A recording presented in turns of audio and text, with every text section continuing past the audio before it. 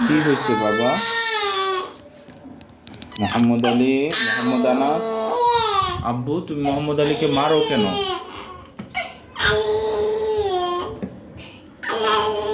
মারতে হয় না বাবা, ছোট ভাইয়াকে মারতে হয় না, আদর করতে হয়। তোমাকে বড় হয়ে ভাইয়া বলবে। জি, তোমরা একসাথে কাজ করবে দিনের জন্যে। হ্যাঁ, ইসলামের জন্য কাজ করবে, মুসলিম উম্মাহর জন্য কাজ করবে ইনশাআল্লাহ। বলো ইনশাআল্লাহ। করবে না বাবা?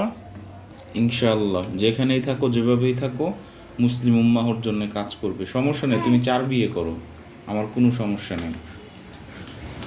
হালালভাবে প্রচুর টাকা ইনকাম করতে হবে, আর 4টা বিয়ে করতে হবে, আর হইছে মুসলিম উম্মাহর জন্য কাজ করতে হবে, আর জান্নাতে যেতে হবে। ঠিক আছে বন্ধুরা, আপনার বাচ্চাদের সাথে এইসব বিষয়গুলোতে একদম খোলাসা রাখবেন।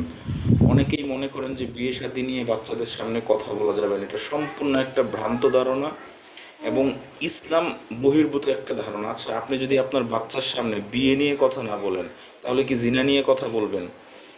আমাদের বাংলাদেশের 80% মানুষ তো বাচ্চার সামনে ইচ্ছে মতো ল্যাংটা ছবি, আল্লাহর কসম করে বলছি, কি থাকে না, হিন্দি গান ছাড়া থাকে না, ওইখানে ল্যাংটা থাকে না, নায়িকারা অর্ধ উলঙ্গ থাকে না, থাকে, ওইগুলো তো ঠিকই ছেড়ে রাখেন, কিন্তু বাচ্চাদের সামনে, অর্থাৎ যেটাই হালাল সেটা নিয়ে আলোচনা করবেন। যেটাই হালাল, আল্লাহ পাক যেটা হালাল রেখেছেন সেটা নিয়ে আলোচনা করার চেষ্টা করবেন, অবশ্যই করবেন। ঠিক আছে, আর যেটাই হারাম সেটাই স্কিপ করার ট্রাই করবেন। অবশ্যই বাচ্চাদের বোঝাবেন যে এটা হারাম, এটা হালাল, এটা হারাম, এটা হালাল, এটা ধরে ধরে বুঝাতে হবে। এটা আপনার দায়িত্ব মা বাবা হিসেবে।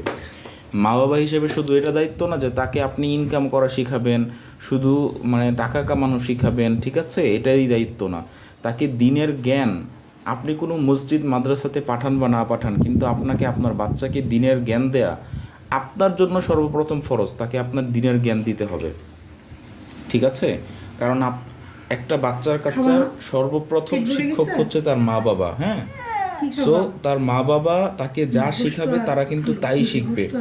এই যে মা বাবারা যে শুধু বাচ্চাদের ব্লেম দেয়, কথা শোনে না, তারপর হচ্ছে আপনার মনে করেন দেখে না, এই যে একটার পর একটা অঘটন ঘটেই চলেছে, যে বাচ্চা বড় অফিসার, বাচ্চা বড় শিক্ষক, মানে ছেলে মেয়ে বড় কিছু হয়ে গেছে, কিন্তু মা বাবাকে দেখেন। এটার সর্বপ্রথম এটার দায়ভার যায় মা বাবার উপর। কারণ তারা এমন না এমন কিছু ব্লান্ডার, এমন না এমন কিছু আকাম করেছে, এমন কিছু সমস্যা করেছে যেটার কারণে তারা দিন সম্পর্কে তাদের কোনো আইডিয়া নেই।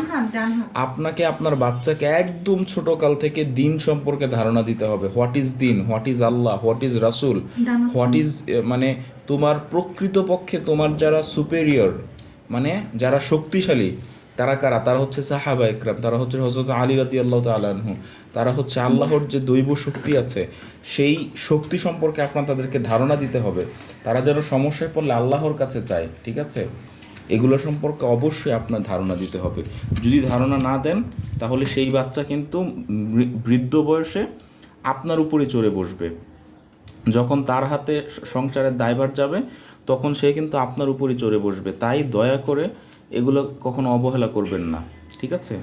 ধন্যবাদ। যাদের কাছে ভিডিওটি ভালো লেগেছে কমেন্টে জানাবেন কেমন লেগেছে, আর আপনারা কে কোথা থেকে দেখেছেন ভিডিওটি একটু কাইন্ডলি বলবেন। আর আমার কোনো কথায় ভুল হয়ে থাকলে দয়া করে কমেন্ট বক্সে ধরিয়ে দিবেন, কারণ মানুষ বলতেই ভুল। আসসালামু আলাইকুম।